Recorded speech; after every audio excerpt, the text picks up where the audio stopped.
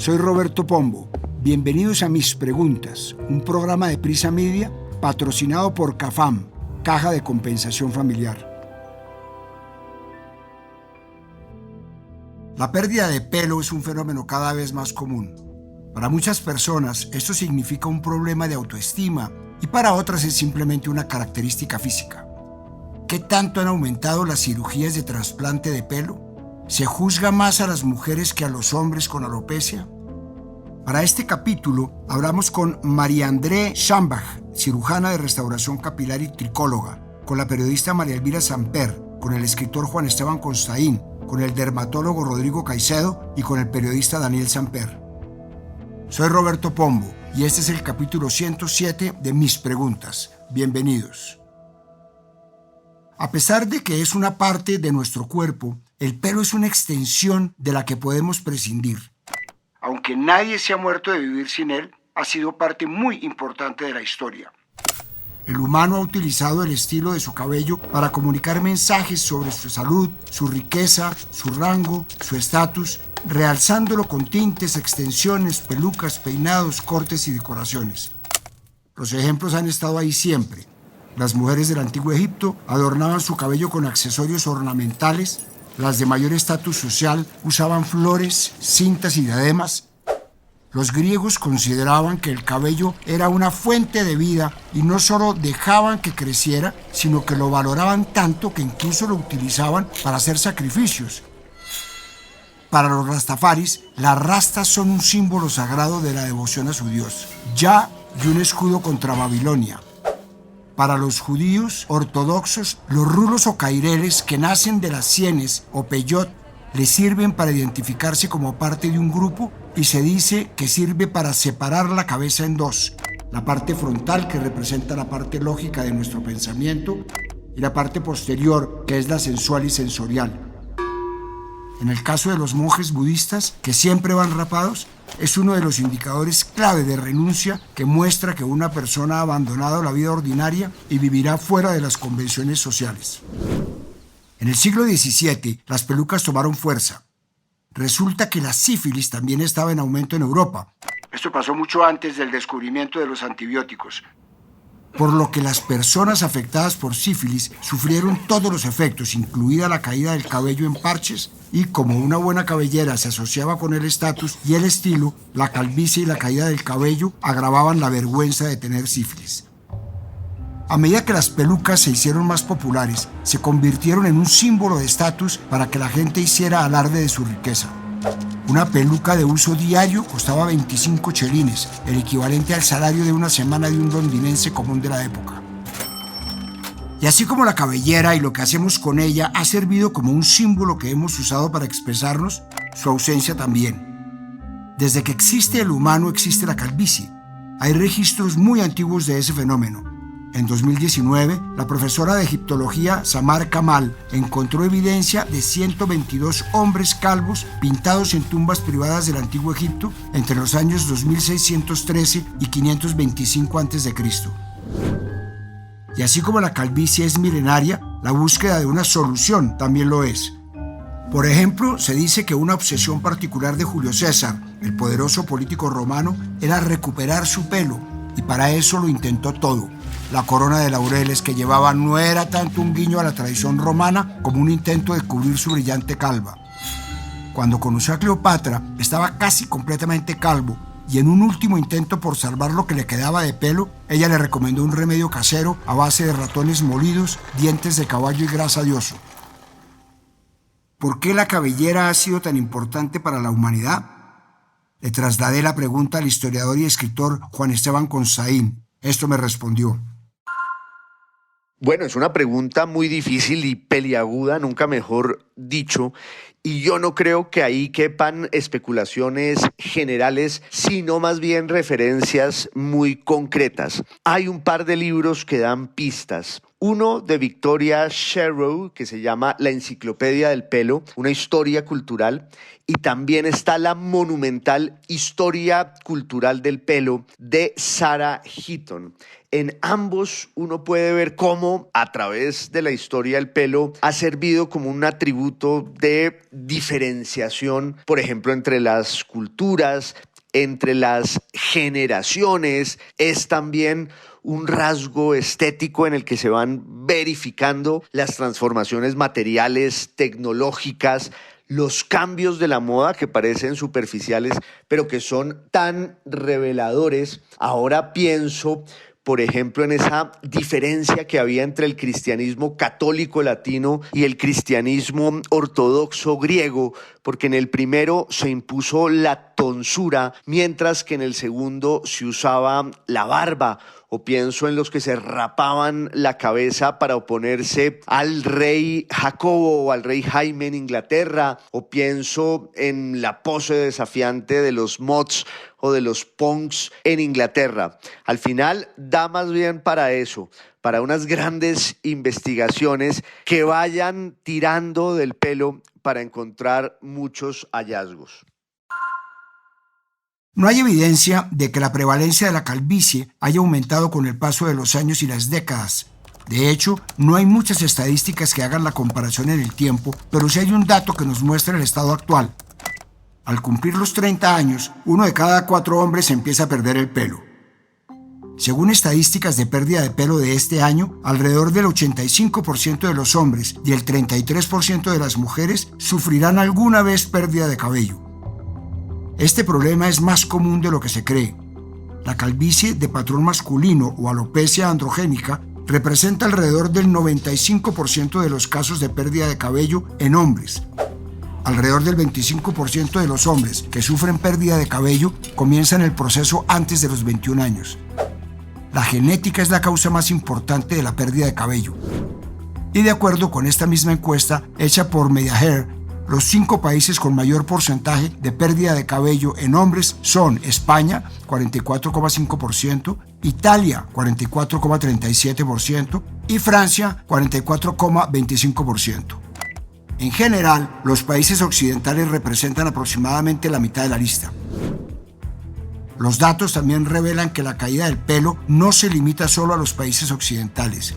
Es una preocupación mundial con países de diferentes regiones como Sudamérica, Brasil y Argentina, Oriente Medio, Arabia Saudita y Emiratos Árabes Unidos, Asia, Japón e India, África, Sudáfrica y Egipto, e incluso Rusia, que muestran porcentajes significativos de pérdida de cabello en hombres. De los 47 países que se tuvieron en cuenta para esa encuesta, Colombia ocupa un puesto privilegiado, el penúltimo, con un 27,04% de pérdida de pelo en hombres, solo por encima de Indonesia.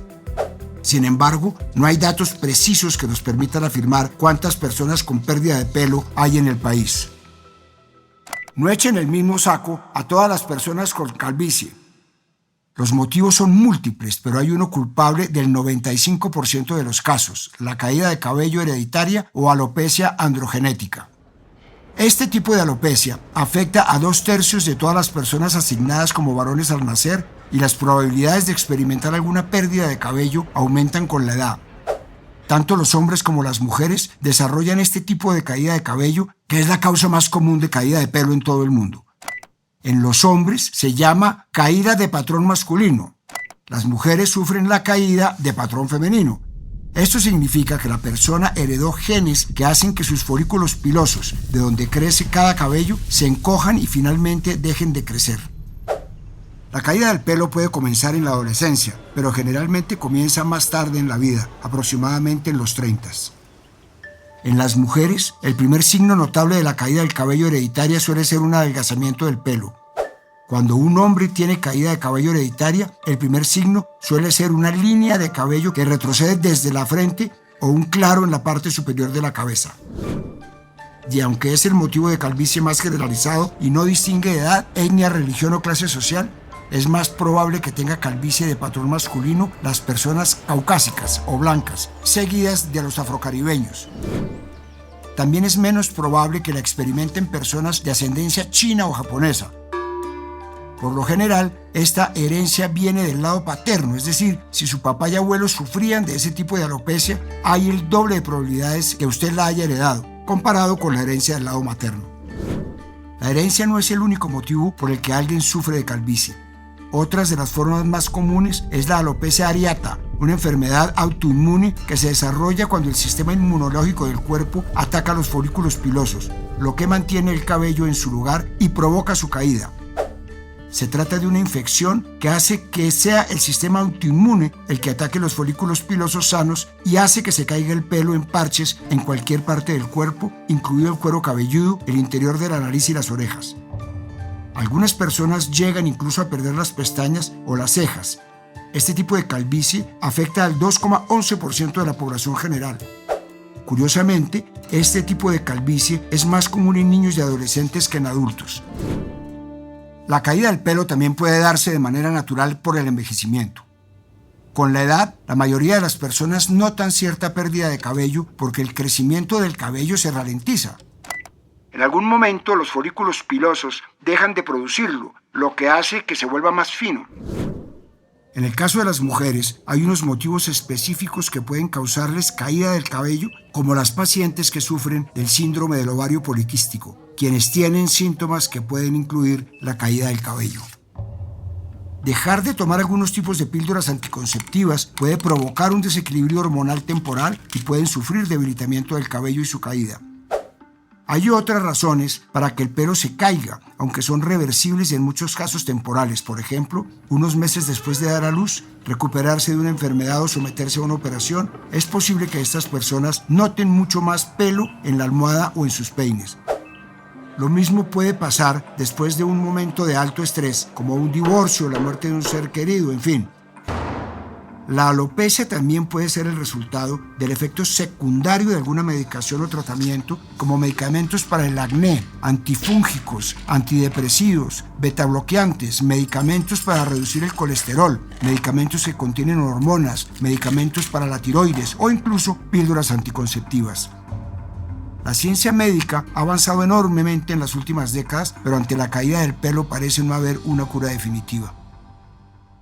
Busqué a María Andrés Schambach, cirujana de restauración capilar y tricóloga, para preguntarle, ¿será posible encontrar una forma de prevenir la calvicie? Escuchemos lo que me dijo. La calvicie común o alopecia androgénica ocurre cuando los folículos pilosos se hacen sensibles a los andrógenos, particularmente la dihidrotestosterona o DHT. Este proceso lleva a la miniaturización progresiva del folículo hasta que el cabello deja de crecer. Pero, ¿existe una solución definitiva? Una respuesta prometedora está en la clonación de células papiladérmica. Imagina que el folículo piloso es como un motor. Si este motor tiene piezas defectuosas, en este caso receptores androgénicos que lo hacen vulnerable a la DHT, se desgasta y deja de funcionar. La clonación de células de la papila dérmica, en particular aquellas que no tienen receptores androgénicos, funciona como reemplazar las piezas dañadas del motor por unas nuevas que no se afectan por el desgaste hormonal. Estas células clonadas podrían, en teoría, estimular el crecimiento de nuevos folículos pilosos o regenerar los existentes. Al ser resistentes a los andrógenos, no serían afectadas por la DHT, lo que prevendría la caída de cabello. Es como si le dieras a ese motor nuevo un tipo de aceite que no se desgasta, manteniéndolo en funcionamiento por mucho más tiempo. Esta tecnología todavía está en desarrollo y requiere más investigación, pero se calcula que estará disponible en los próximos 3 a 5 años. Lo que sí es que actualmente se están criopreservando folículos en criobancos para aquellos pacientes que tengan interés en participar en este tratamiento en un futuro cercano, pues es vital mantener la viabilidad de las células en su etapa joven, donde tiene mejor capacidad reproductiva. Si por una parte se ha vuelto paisaje ver hombres calvos, en el caso de las mujeres sigue siendo todavía un tema tabú. La cabellera sigue siendo un tema de mucha importancia y que todavía es un símbolo importante de belleza para las mujeres.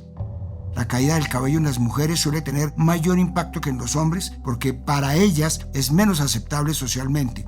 Pero ya vamos a llegar a ese punto. A los 50 años, hasta el 40% de las mujeres tendrán una pérdida de cabello notable, pero puede ocurrir a cualquier edad.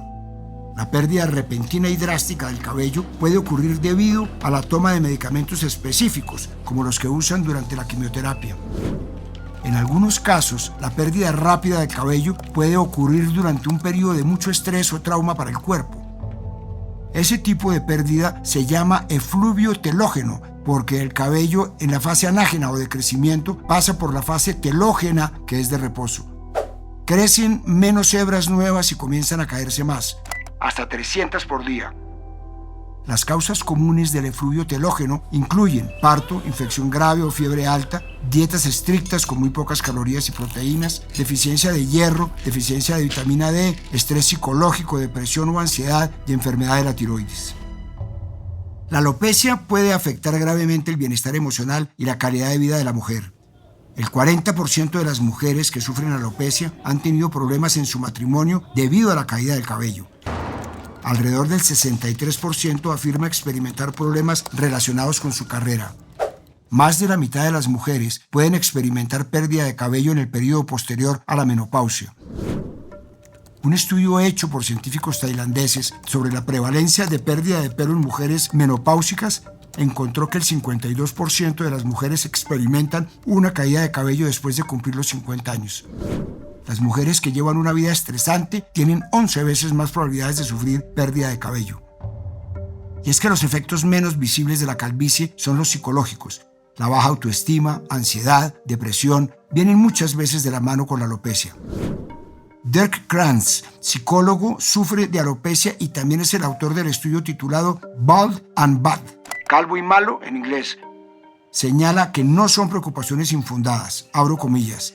Ser calvo conlleva desventajas sociales a la hora de solicitar un empleo o de salir con una persona.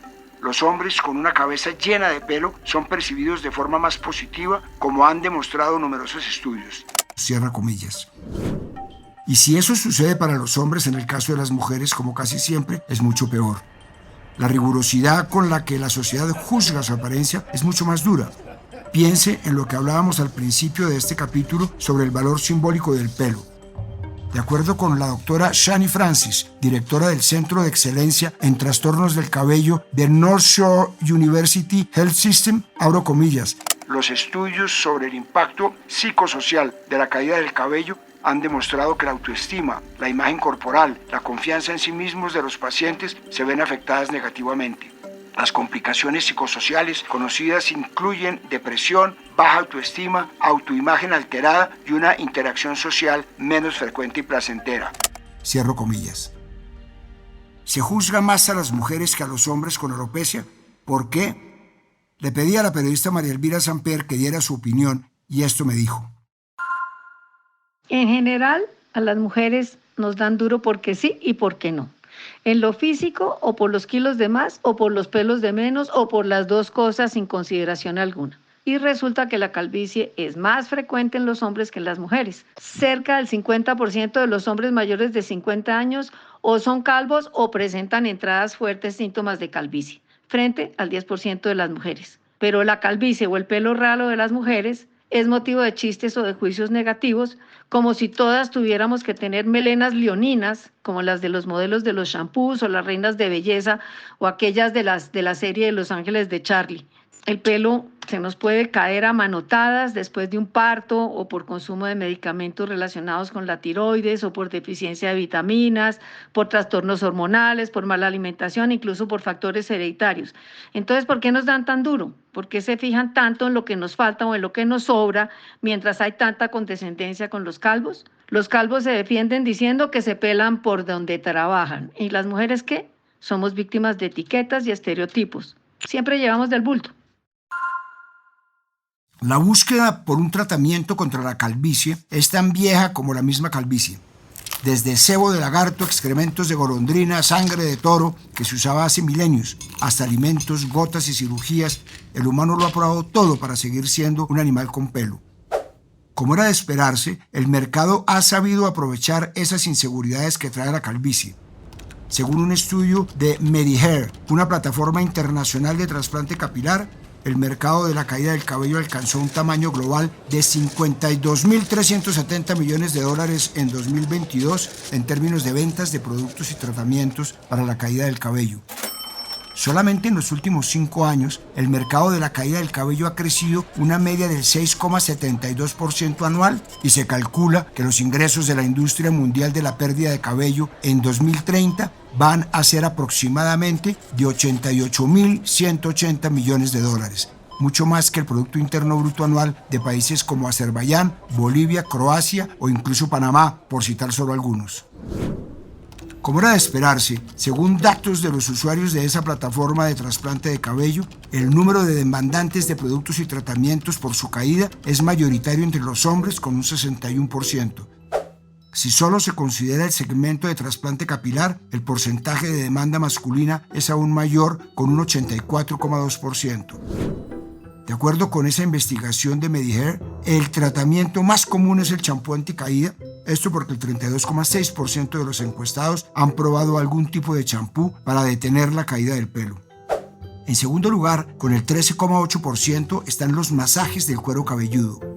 Y si le parece extraño este tipo de tratamiento, aunque hay pocas investigaciones al respecto, los estudios existentes sugieren que el masaje del cuero cabelludo puede dar lugar a un cabello más grueso y estimula la circulación sanguínea hacia la piel del cuero cabelludo. En tercer lugar, en la lista de tratamientos contra la calvicie está el consumo de alimentos que ayuden a detener la caída del pelo.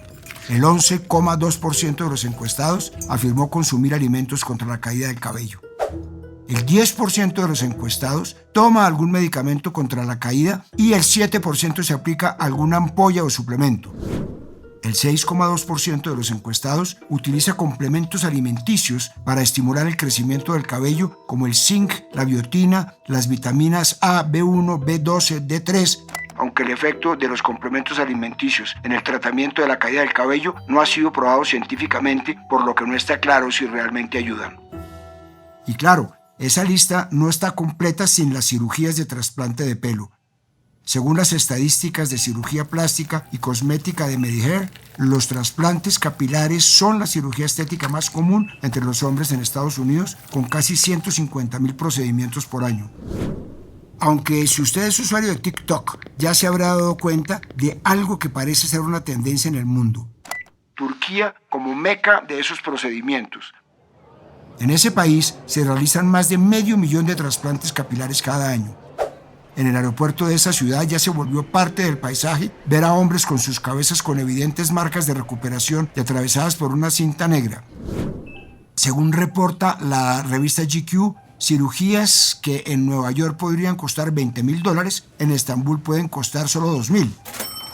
Según le dijo a esta revista Mehmet Fatih Akdemir, fundador de la clínica de cirugías capilares Hair of Istanbul, fue un círculo virtuoso. El aumento del turismo capilar condujo a mejores médicos, lo que condujo a más turismo, lo que condujo a médicos aún mejores y así.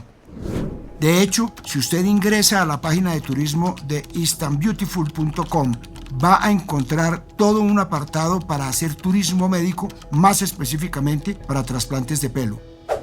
El precio de un trasplante de cabello depende en gran medida de la cantidad de pelos que se vayan a trasplantar, pero generalmente oscila entre $4,000 y $15,000. Haga usted los cálculos. Para tener un mejor panorama del fenómeno en que se han convertido estos procedimientos, datos del Censo de Prácticas de la Sociedad Internacional de Cirugía de Restauración del Cabello de 2022 muestran que la cirugía de trasplante capilar es una industria en auge, ya que las cirugías han aumentado un 10% desde 2016. El 87,3% de los pacientes de trasplantes de cabello son hombres. En 2021 se realizaron más de 700,000 procedimientos de trasplante capilar en el mundo y Asia y Australia son las regiones en las que más se hicieron cirugías capilares. ¿Pero de qué se trata esa cirugía? El trasplante de pelo es un procedimiento quirúrgico que busca mover cabello desde una parte del cuerpo, generalmente la parte posterior o los lados de la cabeza, donde el pelo es más denso, hacia áreas donde hay pérdida de cabello y calvicie. Hay dos tipos de técnicas de trasplante de pelo.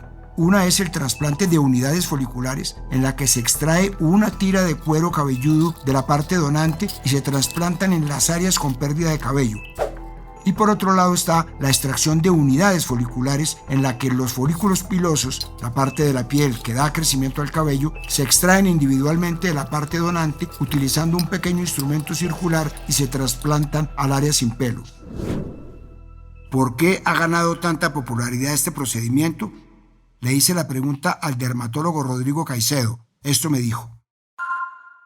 El trasplante capilar ha ganado mucha popularidad porque realmente tenemos una tasa elevada de alopecias no cicatriciales Entre esas, la más frecuente es la alopecia androgenética de patrón masculino y femenino. Y aunque esta tiene tratamiento médico, también tiene tratamiento quirúrgico. Los primeros trasplantes capilares se hacían con una técnica que se llamaba la técnica de la tira, donde generalmente se sacaba una tira de la región occipital y de ahí, por medio de un proceso, se sacaban las unidades foliculares para ser implantadas. Pero esta dejaba realmente cicatrices muy grandes y si no se tenía una buena técnica, realmente lo que se podía analizar después como resultado era un pelo de muñeca con una muy mala densidad capilar. Con los años las técnicas se fueron depurando y actualmente tenemos una técnica increíble que es la técnica FUE, que es la técnica de extracción folicular. Y esto ha hecho que ahorita tengamos unos resultados mucho más naturales. Y al ver esos resultados tan naturales, los pacientes les encanta. Y pues hay muchos famosos que se han realizado los trasplantes capilares. Un ejemplo puede ser el Mox, y que realmente se ve muy bien. Y eso ha hecho que la gente quiera realizarse este tipo de cirugía y que tenga en este momento tanta acogida en el mundo. El pelo es una parte del cuerpo sin la que perfectamente el humano puede vivir. Sin embargo, sigue siendo un gran símbolo de importancia. La docente y doctora en psiquiatría Silvia Carazú reflexiona sobre esto en un artículo suyo sobre cómo la cabellera ha sido usada históricamente y cómo, impresionantemente, el cabello es una parte de nuestro cuerpo que se puede quitar y a diferencia de la mayoría de las otras partes, casi por arte de magia, el cabello sano se regenera, es decir, vuelve a crecer cuando se corta, como las uñas, lo que también le da una dimensión espiritual. Carazú asegura que lo más importante es que el cabello moldea nuestra identidad, es un marcador biológico, fisiológico y social de las etapas de nuestra vida. Cambia a medida que envejecemos, el cabello secundario se desarrolla en la pubertad y el debilitamiento, el encanecimiento o incluso la calvicie ocurren más adelante en la vida. Los quiero dejar con esta reflexión del periodista Daniel Sampero Espina, un amigo que es calvo y fundador de Calvos Sin Fronteras, sobre cómo la calvicie ha moldeado su personalidad. Bueno, pues al comienzo ser calvo era un calvario, valga la expresión. Ser calvo en todo caso hoy en día todavía es formar parte de una minoría por la que la humanidad no ha profesado ningún tipo de solidaridad. Es que ni siquiera nos acoge la corrección política de esta época. Nos llaman calvos sin pudor alguno, no personas en situación de discapacidad capilar o algo así un poco más respetuoso. Con el tiempo, en todo caso, poco a poco fui aprendiendo a aceptarme como soy, a aceptarme calvo, a saber que cada calvo en el fondo alberga la posibilidad de encontrar a una persona brillante, a saber que parafraseando a Augusto Monterroso, que es uno de mis escritores preferidos, los calvos contamos con un sexto sentido gracias al cual podemos reconocernos entre nosotros mismos. Hoy en día pienso que la cabeza pelada es motivo de honor y por eso desde la ONG que fundé hace algunos años, llamada Calvos Sin Fronteras, estamos organizando el Día del Orgullo Calvo, un día en el que todos los calvos podamos salir a marchar por las calles orgullosamente, sin sombreros, aunque eso sí, con bloqueador. Soy Roberto Pombo y este fue el capítulo 107 de Mis Preguntas. Nos vemos en el próximo capítulo. A partir de este momento, este capítulo de Mis Preguntas queda disponible en todas las plataformas de podcast. Este episodio fue posible gracias a CAFAM, Caja de Compensación Familiar. Dirección Roberto Pombo. Producción general Juan Abel Gutiérrez. Asesor editorial Daniel Sampero Espina. Guiones Juan Abel Gutiérrez y Johnny Rodríguez. Producción de campo Marcela Salazar y Lucía Beltrán. Postproducción de audio Carlos Bernal.